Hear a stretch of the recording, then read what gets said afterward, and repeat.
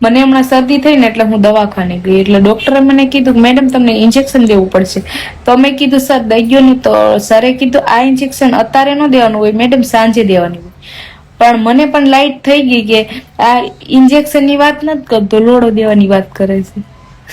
એટલે મેં પણ કહી દીધું કે હું મારા ઘરે જઈને લઈ લઈશ, તમે રેવાઈ ગયું. હું હાલી જતી હતી ને તો મને એક મારો ફ્રેન્ડ મળ્યો. તે મને કહે કે ભાભી હું તમારા માટે એક શાયરી કહું. તો મેં કીધું કેને? તો એ બોલો, લાલ લાલ લાકડી પિત્તળિયો ઘોડો, ઉતારો તમારી સડીને ભરાવો મારો લોડો.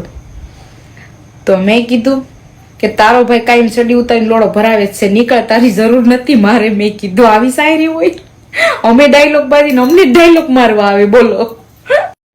હું એકલી બેઠી હતી ને તો બેઠી બેઠી મને વિચાર આવ્યા કે આ મને એકલીને જ ઘોડી બનાવે કે બધા પોતપોતાની બાઈઓને બનાવતા જ હશે. તે મેં સર્ચ મારીને જોયું તો જાણવા મને એવું મળ્યું કે ઘોડી બનાવવામાં ફાયદો બેયને છે, બેયને મજા આવે. હલાવેલી સોડા ને ઊભો થઈ ગયેલો લોડો, પાણી નીકળે ને પછી શાંત થાય ને ભૂકા કાઢી નાખે.